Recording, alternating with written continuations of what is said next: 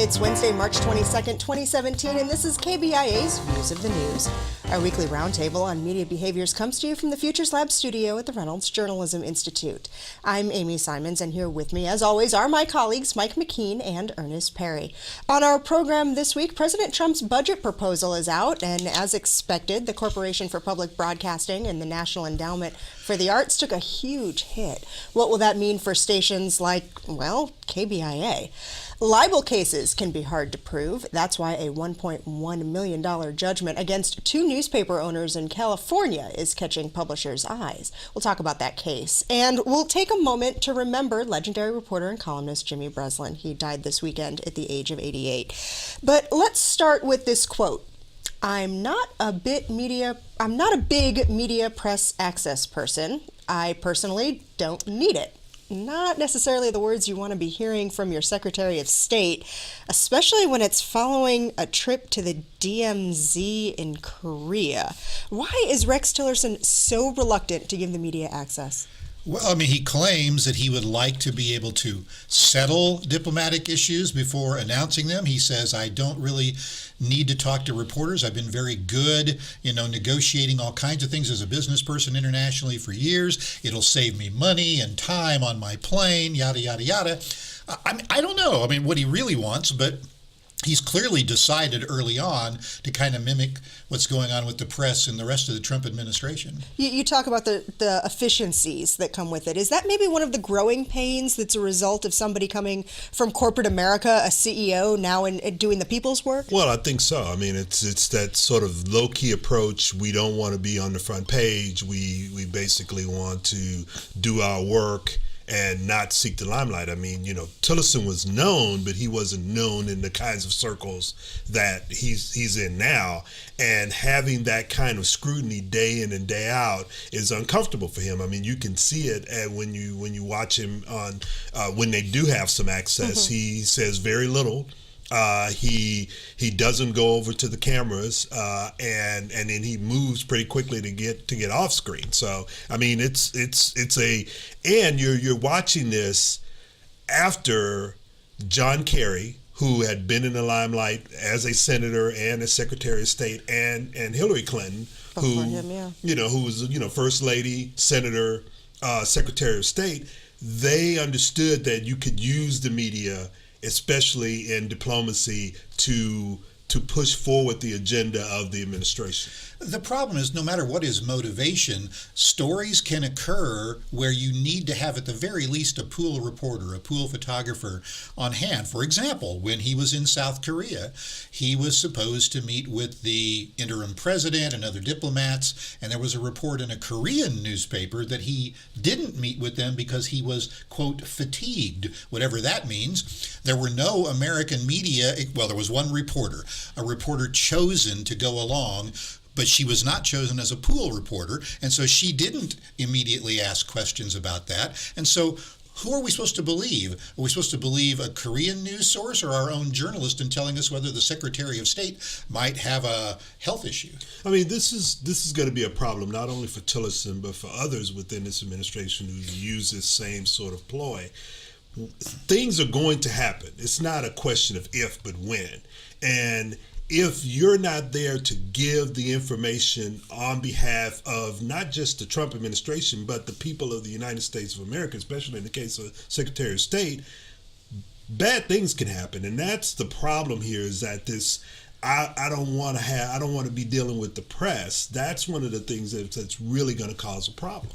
And I hope the public's not confused by all of this. The journalists who go along on these trips with the Secretary of State, they or their news organizations pay for that. They're not getting a free ride on the behest of the federal government. News organizations pay a lot. They pay a lot. I mean, in a lot of this, it seems like every story is painted with this political brush of the Trump administration against the media. And this is one of in this area, I think, is where there needs to be a definite line drawn to say, wait a minute, this is the press covering the business of the United States. This is the battle worth fighting. Right. Right. Okay. Well, KBIA's spring membership drive ended about a week ago, and we came in slightly under goal, meaning that the budget is going to be tight. So it really didn't help Thursday when the Trump administration released its budget proposal, and including cutting funding for the National Endowment for the Arts, including the Corporation for Public Broadcasting. And that means that as it trickles down, public television and radio stations like us are going to feel the pain. Before we get into the nuts and bolts of what this could ultimately mean for public media, I want to take a listen to this. It's a video that's going viral thanks to the producers at What's Trending. Here's Sesame Street's Elmo getting the news. Elmo, you're being laid off. Just like that? Elmo's been working at Sesame Street for 32 years. Elmo, Yes, Elmo well, doesn't... Elmo, the Trump administration is cutting all arts and education funding from the new congressional budget. But Elmo's rent just went up. Elmo, you're gonna land on your feet. Don't worry. But Elmo hasn't been unemployed since the 80s. What's going to happen to Elmo's insurance? Elmo has pre-existing condition. Well, you should apply for government health care while you can. That's being gutted too. Where is Elmo supposed to go?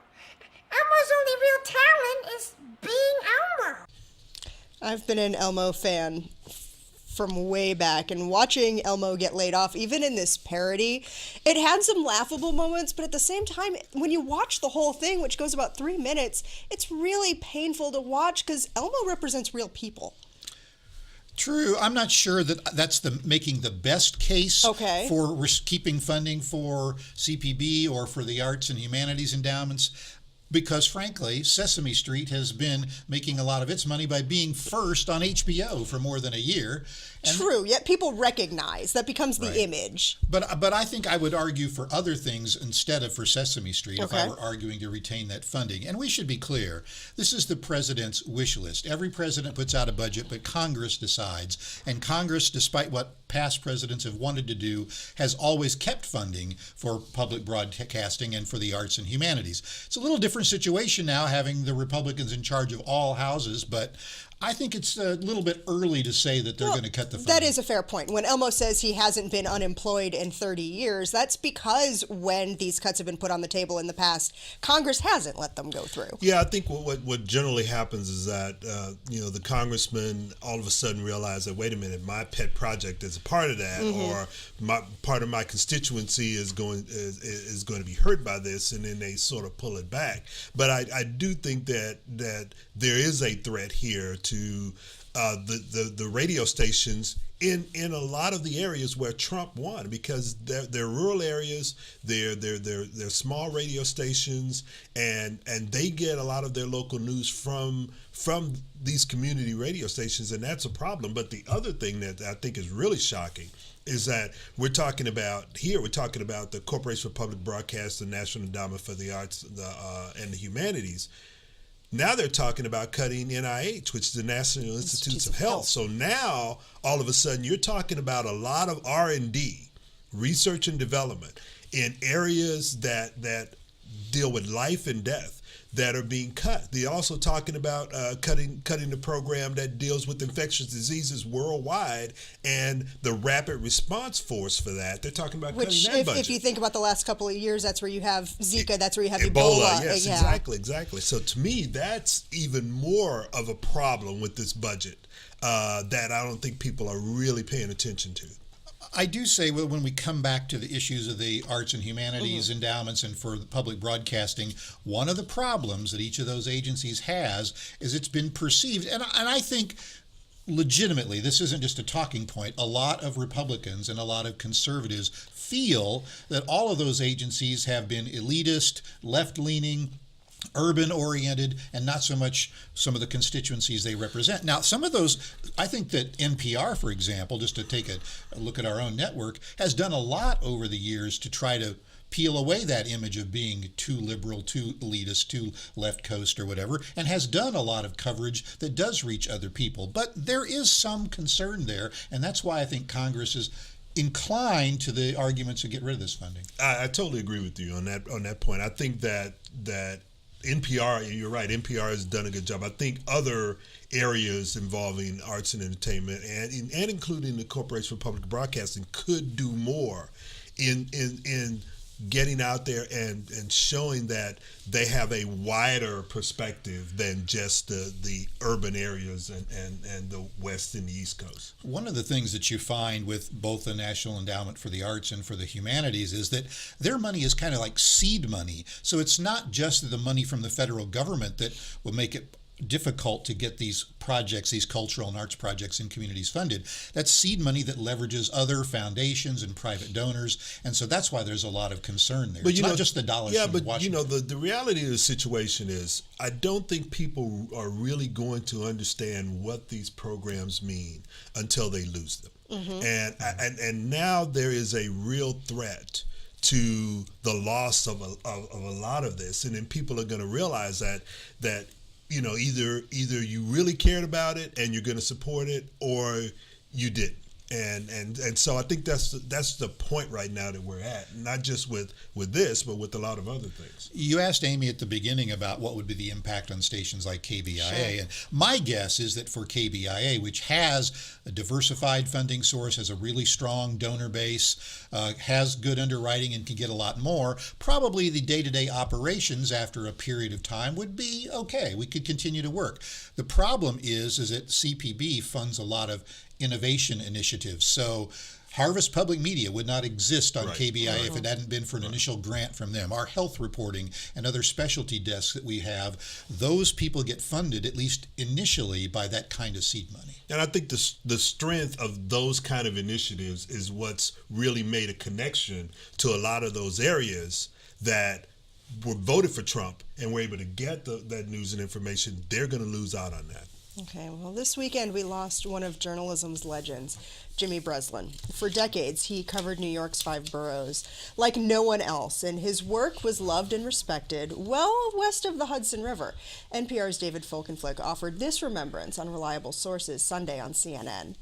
He was a colorful, classic New York columnist who really was of the city. He put his heart into it. He was contentious, he was combative, colorful.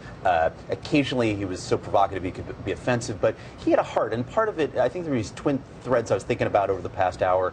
He stuck up for the little guy, the working class guy, and he also believed firmly in the idea of social progress and that people should have a fair chance in this society. And you could see that in his columns. You know, people have been talking a lot, too, about the column that he wrote right after the Kennedy assassination, the one where everybody else is talking about the funeral, about the continuity of government. He wanted to tell the story of the people and went and found the man who dug Kennedy's grave, told his story, his reactions. Yeah, Breslin had the ability to connect with the common man, the common woman, and he would go out in search of those stories, and he would find them, and he would tell them in ways that really connected to people. And as a journalist, that during his time period, that was very important. And a lot of journalists tried to emulate him, but many of them basically couldn't do it. And the reason for that, I think, is because he took the time to actually find those people. And he didn't let deadlines get in the way. He didn't let in some ways, he didn't let his personality get in the way, even though his personality sort of was an outgrowth of that. But he used it to tell those stories, and I think that was one of the things that sort of endeared him to a lot of people. Breslin was, what I think was the greatest thing about him is that he focused on his community. Now, his community was New York City, but he focused on real people, and I don't know that there are a lot of columnists out there who still do that. On the other hand, we should say, and although he's passed, you don't want to say bad things about people who've just passed away, he wasn't a saint. No, he ran into trouble at Newsday back in 1990 when he basically stormed into the newsroom and yelled some sexist and racist epithets about a colleague because he didn't like a column she'd written. And when he apologized, and everybody thought, well, he really meant that he had apologized, he shows up on a radio talk show and says some things that made it sound like maybe that wasn't such an apology. And there were a lot of white male columnists and journalists who were defending him at the time as, this is too much political correctness. So some lessons we're dealing with today, they were dealing with, 27 years ago. So let me ask you this. Ernest, you were saying too that there's kind of sort of this generation of journalists who've tried to emulate the style and have wanted to grow up to be Jimmy Breslin, at least as the person that they grew up reading.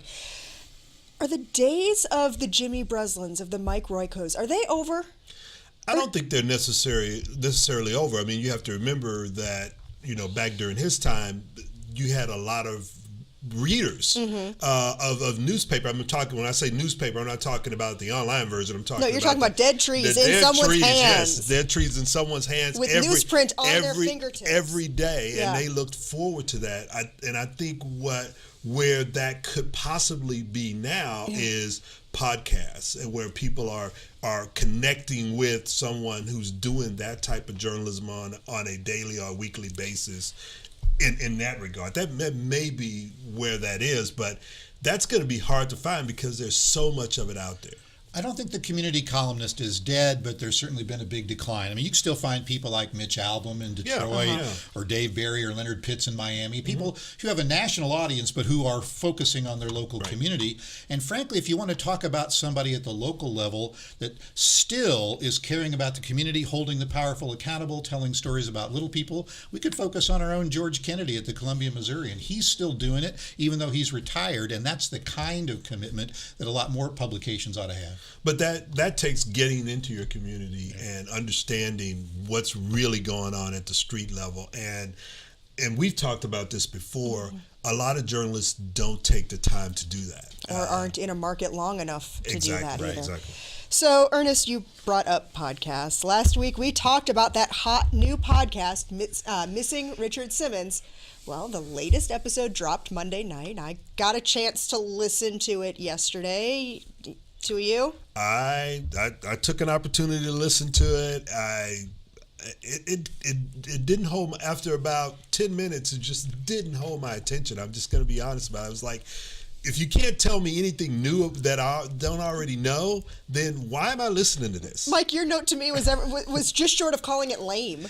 Well, I listened to all 6 episodes. Okay. And the first 3, when he's laying out the background of Richard Simmons and his bizarre disappearance and all the conspiracy theories around what might have happened to him. It's kind of fascinating. Including his maid maybe holding him hostage in his house. Yeah. That was all interesting. But what it turned out in the end was that he just decided, for whatever reason, to walk away, that he's fine. The police have checked on him. His brother has checked on him. His publicist has checked on him. And he's okay. And so what it basically was this sort of long story about whether or not celebrities, especially celebrities who decide to reach out to real people beyond the scope of their public performances, whether they owe something to those people when it's time for them to walk away. And and to me, in the end, when I'm listening to this, it's like, it just seemed to me this guy was sad, disappointed, and somewhat mad that Richard Simmons won't reach out to him and say, hey, I'm okay. Right. And I almost felt like I'd been listening to gossip for the last 2 hours of it, and kind of felt like we should all just leave Richard Simmons alone. Leave the guy alone. There's a fascinating read from NPR that we have on our links blog that really gave me reason for pause last night when I was looking at it, because it mentions and brings up one of my favorite childhood authors, Judy Blume, and how she would be approached by readers who would send her letters, and because they had gotten to know or think they got to know her through her books, that they would contact her and bring her their problems or looking for advice or coming of age issues. And she mentions in this interview that it reached a point where she had to not only step away but actually seek therapy herself from the secondary trauma, which kind of made me look at Richard Simmons and kind of want to give him a hug and say, I'm sorry we've done this. No, I mean, I think that same piece, the writer, Linda Holmes, summed it up pretty well, too. She said, friendship isn't therapy and therapy isn't friendship. Yeah. And there are a lot of people who confused that. Right. Richard Simmons just maybe didn't invest as much in those relationships as the people who were very needy and wanted Richard Simmons' help. Right. Okay, well, what's a pundit? Whose job is it to be a lightning rod to do when they find themselves sharing a personal opinion that may not toe the company line? The Blaze's conservative commentator, Tommy Lahren, appeared on The View and shared these not-so-conservative feelings. You call yourself a conservative a conservative Republican and a constitutional conservative, but you also consider yourself pro-choice, which is interesting to me because 68% of conservative Republicans think that abortion should be illegal across the board. No, I'm pro-choice, and here's why. I am a constitutional, someone that loves the Constitution. I am someone that's for limited government, and so I can't sit here and be a hypocrite and say I'm for limited government, but I think that the government should decide what women do with their bodies. I can sit here and say that as a Republican, and I can say, you know what, I'm for limited government, so stay out of my guns, and you can stay out of my body as well. So I think it's... You need to go out and speak to women about that. I do every day. I do every day.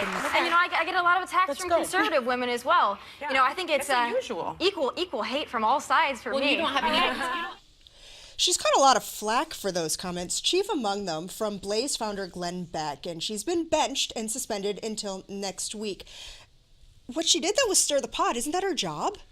Yeah, I don't think we should feel sorry for her. I mean, she certainly has said a lot of contradictory things. I mean, she said that about being pro-choice on The View. About 3 months before that, she made comments about abortion being murder. So I'm not sure that she might not want to have it both ways, but she's going to be fine. She's a bona fide media celebrity. She's young, she's pretty, she's outrageous, she's all the things that people want in a media Her contract is up. Her contract is up. So she's probably looking for the next gig. So I think this is a ploy on her part. Okay, well, libel, it can be pretty hard to prove, but apparently it's happened in California. Mike, you brought this topic to my attention, wanted to talk about this. Tell me a little bit more about this case. So basically, there's this small news outlet in California called Cal Coast News, and 2 reporters were sued for libel by a guy who claimed he was libeled because these 2 reporters said that, one, he'd lost a job in the past, had been fired, which wasn't true.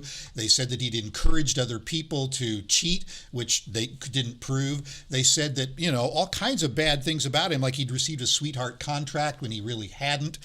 And the problem was the journalists relied on what they said were a bunch of anonymous sources, but when they were called into court, they couldn't produce any of those sources. A couple of them had died, I think. The reporter said she lost her notes when the computer ate them, or her dog ate them or something. Yeah. And then when confronted with the fact that these statements were not true, or at least not verifiable, did they pull down the story? No, they did not. So the actual malice standard is there. A jury found for the defendant or for the plaintiff and said you should pay him $1 million.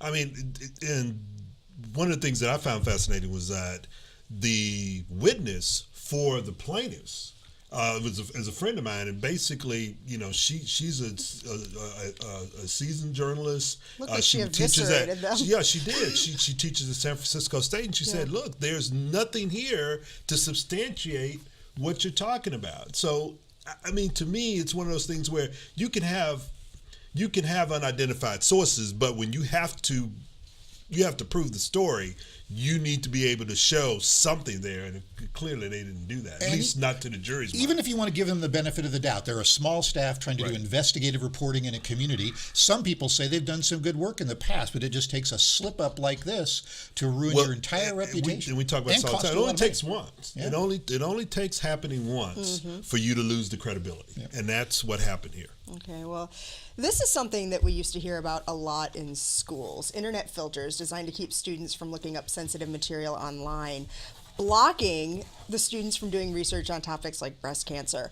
Well, now there's some pretty strong criticism that YouTube's sensitive content filter is filtering out too much and is hiding LGBTQ content when the restricted mode is turned on.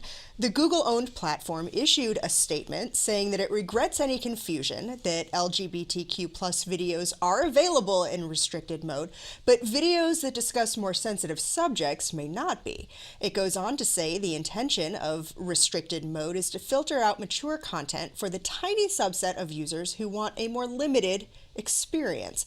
What type of content exactly are they filtering out here? I'm not sure right now what kind of content they're because people go to that, especially schools. They go to that to try to make sure that when students are using the computers at school that they're only using it as prescribed by the school board, and that changes from place to place. Okay. And they use YouTube in doing that research, and just the mention of LGBTQ in one area of the country or the state sends triggers. And that, I think, is one of the things that causes problems in trying to determine whether or not this filter is actually working. I'd say, to me. yeah, I'd say that YouTube, I mean, they did issue an apology, but they also are trying to fix the problem. And It's a hard problem to fix. I know, I understand that. And that's why I think it's kind of interesting that a lot of people are attacking them on social media when YouTube is probably the platform for more LGBTQ-friendly videos than any other place in the world. But some of the content providers found out that the filter, which has been in place for like 6 years or whatever, right? Found out that it was blocking some of their content. They raised the issue, and so now you get the typical reaction on social media. Everybody gets out of control rather than looking to see whether or not it's a problem. But I think this goes back to the stories that we were talking about early in the fall about Facebook back during the election. I mean, I think it goes back to that: who's making the decision to filter? And how is that being dictated by the company that owns it? And how much of it could be algorithmic? I may tag this video today when we put our program up on YouTube with an LGBTQ tag, because thinking somebody might be interested, and that might trigger the filter for all we know. There's another issue to bring up about content being taken down from YouTube. This one has to do with more than 20,000 video lectures posted by the University of California, Berkeley. They've been published by the university and taken down by the university following an ADA compliance complaint. But they're on their way back. It's not the university that's putting them back up, though. No, there's a startup company that says it's going to load up all the videos and put them online so people can access them. But I don't think I'd be too quick to make Cal Berkeley the bad guy here either. They have been making thousands and thousands of hours of lectures from eminent scholars available free to anybody who wants to watch them. They're told that if they don't transcribe them for people who have, visual disabilities, providing closed captions, then they would be sued under the ADA. And so they said, well, we can't go there. We don't have the money to transcribe all these videos. I think this is a short-term problem, though, because, frankly, artificial intelligence is making it possible now to do language translation, and I think it'll be in the very near future, this will all be done automatically, and we won't have to worry about it anymore. Well, I mean, when I was reading this, I was wondering who actually has ownership of this. I mean, is it owned by Berkeley? Is it owned by the individuals who actually the professors themselves, who did the lectures themselves? And now that this startup company is doing it, I mean, they're saying they're going to put it out there for free, but that doesn't mean that they can't change their mind somewhere down the road. I mean, that to me would be a concern as a professor who has their own intellectual property. Exactly, whole intellectual property. As we're told that our lectures are our intellectual property. But I haven't seen in any of the stories so far how is this startup is going to get around the problem of transcribing them. Because if they're putting them out there in the public for free, they have to be transcribed in order to meet ADA. Well, I think part of it, and I could be totally wrong here, is that it's a private company that's doing it as opposed to Berkeley, which has and gets government money as a state university, and that's where and how some of those rules are different. Well, we are out of time for this week. I'd like to thank you for spending the last half hour with us. You can read more about all the topics we talked about today on our links blog under the programs tab at kbia.org. Like us on Facebook or follow us on Twitter. Our handle is @viewsonKBIA. These are all great ways to watch and listen to our program again, leave us comments, questions, see previews of what we'll be talking about next time, and more. Our thanks to RJ's Travis McMillan for directing today's show, to Kyle Felling for handling the audio. Our original theme music is composed by Tim Pilcher. Lauren Wortman is our associate producer. I'm Amy Simons. Be sure to join us again next week when we're back with you for another edition of Views of the News.